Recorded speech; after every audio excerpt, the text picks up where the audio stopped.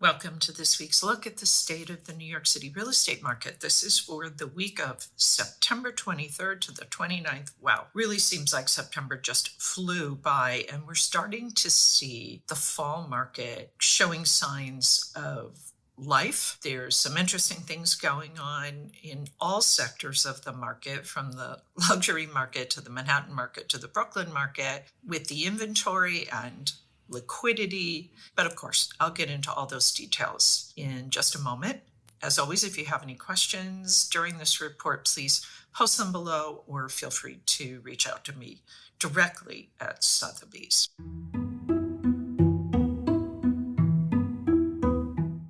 There were 18 contracts signed in the luxury market last week. That is 9 fewer than the previous week. However, September recorded 97 contracts, which is better than the 10-month average of 71 contracts. So even though the contract signing in the luxury market went down last week, September overall had a very good showing for the luxury market. The number one contract was 7A at 211 West 84th Street. It was asking $15,450,000. It is a duplex. It is a condo. It is being sold off of floor plans. It has 4,962 square feet. It includes 5 bedrooms and 4.5 bathrooms. It has a corner 39-foot living room that features a wood-burning fireplace and double height ceilings. Downstairs is the living room, formal dining room, eat-in kitchen, and a library or 5th bedroom. This building is called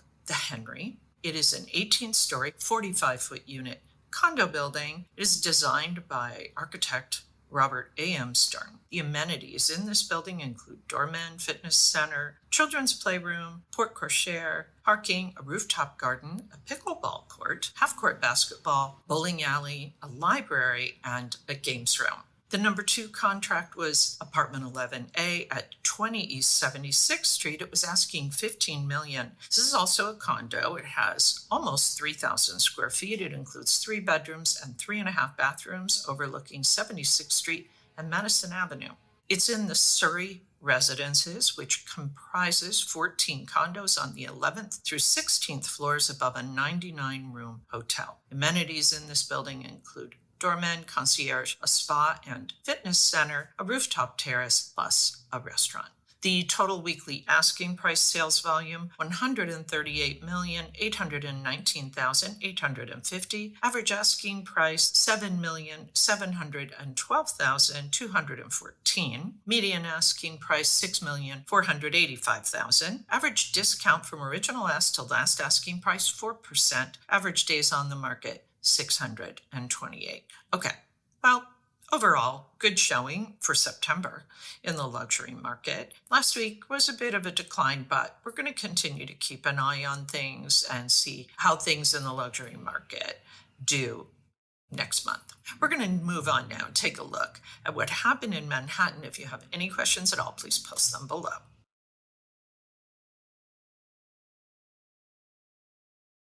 358 properties came on the market last week in the Manhattan market. That is down almost 26%. Contracts signed 184, up about 5%. Off-market properties down almost 23%, 122. The supply for the month rose 158% by 1,940. The contract signed down almost 16%, 731. Off-market properties rose almost 3%, 574. We see that we continue to be squarely in a neutral market. We are up from last year, 1.4%, and kind of a wash from last month. So Manhattan is just kind of holding steady, and that is the balance between the supply and the demand. So we'll get into that a little bit more at the end of this report when I kind of sum everything up for you and give my recommendations to active buyers and sellers who really need this information to help them be successful in this market. If we look at the liquidity pace chart over a 30-day moving window, we see that the latest reading is 731 contracts signed. That is up a little over 28% from last year, down almost 13% from last month. But we're sticking in that kind of neutral range. Sellers don't get too excited. I'm going to tell you why at the end of this report. One thing that should be noted, you can see that the reward for pricing right is selling for only a 2% discount, while the penalty for pricing wrong is 10%. Wow. Okay. So this means under 60 days, you are trading, I would say even 30 days, you're going to likely get pretty close to your asking price, according to the data. And I can say from my own experiences, this is what I am seeing as well. If you get it wrong and you don't adjust your price and you're still sitting on the market over 120 days, the discount that you're looking at, the median discount is 10%. So you don't want to be in that position. And that's why I'm sharing this chart with you. All right, that's it for Manhattan. We're going to move on now, take a look at what's going on in Brooklyn. Then, as I said, I'm going to wrap it up. I'm going to get into a few more details about pricing and what active sellers and buyers should be keeping in mind and strategies that will help ensure their success.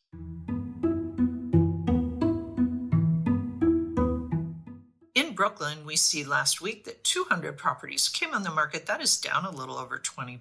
127 contracts signed, up almost 20%. Off market fell, but a little over 9%. 60 properties came off the market in Brooklyn. The supply in Brooklyn, 1,050 for the month. That is up 56%. Contracts signed, 472. That fell a little over 11%. Off-market properties rose 15%, 306. This market pulse is hovering just above a buyer's market. You are down in Brooklyn almost, 1.6% from last year, just a smidge from last month. So Brooklyn looks like it's going kind of sideways. If we look at the liquidity pace chart for the last 30 days, 472 fell by almost 8% last month. It is, however, up almost 15% from last year. Still, though, really nothing to write home about, just kind of going sideways in Brooklyn as well. But it does seem to be less of a neutral market, if we can say that, than we are seeing in Manhattan. Take a look at this reward and penalty chart, pricing right or wrong. In Brooklyn, if we break down the discount from the original ask, based on days on market, it shows that the Brooklyn market is still somewhat tight, despite the listing climate being pretty challenging. As you just saw from the other data, if you were under 60 days, 30 days, you're going to see offers pretty close to your asking price. So like 1%, not even 2%. Whereas if we look at this over 120 days on market, the current discount you could expect if you don't adjust your price before that is somewhere around 9%. So again, I've said this previously for sure. You make the most money the less time you are on the market. You make the most money within about the first 30 days, sometimes as much as 60, but typically it's, the closer to the first month that you're on the market, the more money you're going to make. After that, buyers try to take more discounts because they perceive that it has less value. All right, that's it for Brooklyn. Any questions, post them below. Reach out to me directly at Sotheby's. I'm going to wrap this up now. I'm also going to give you some additional information, so be sure you stick around for that.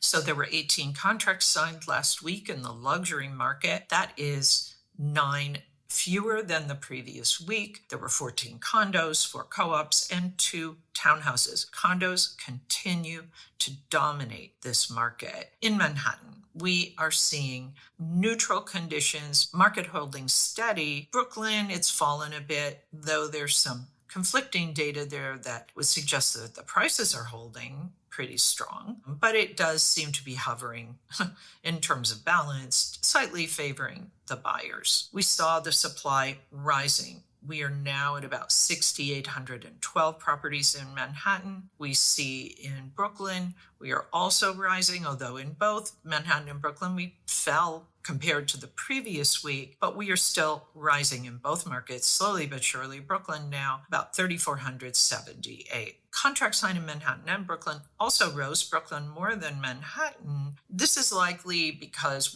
we've reached the end of September and we're starting to move into October and eventually November. And those are the months where historically we see the most contracts signed. So now buyers have had a chance to see a lot of what is out there. They're still making their decisions, but the contract activity is definitely starting overall to be picking up. We would expect to see that become stronger in October.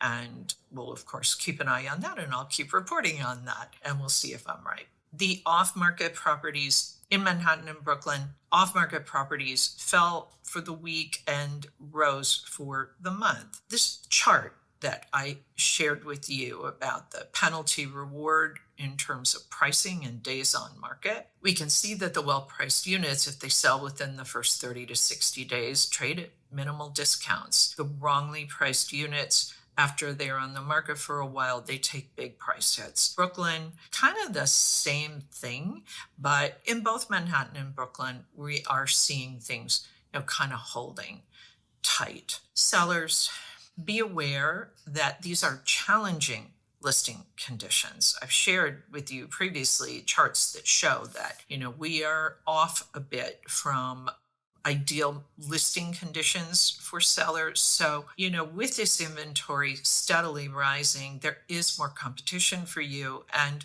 you really should watch your pricing if you want to make a deal in this market. But I also want to show you even a little more data, right? So the current Q3 discounts by days on market, by neighborhood, if you take a look, the green is median discount sold in less than 60 days.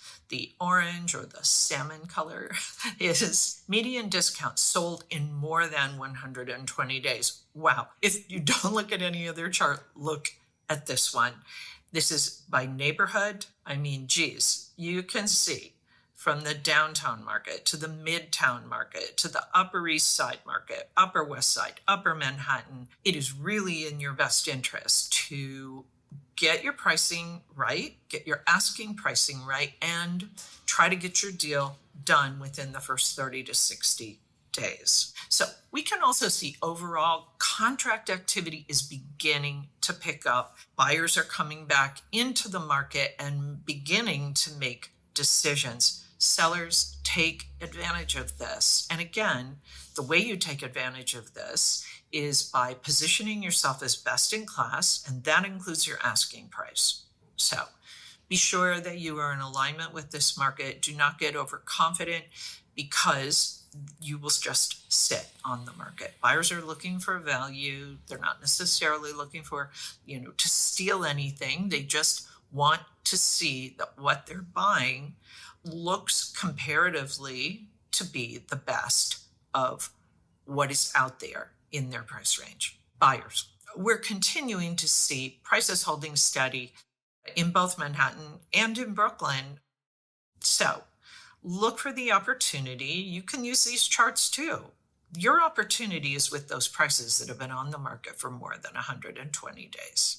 You can see it for yourself. If something has just come on the market, you're likely not to get too much play there in terms of leverage and negotiability, but you can always try and see how your offers are being received if you see something that you like. And if you don't see something that you like right now, new options are coming on the market every day.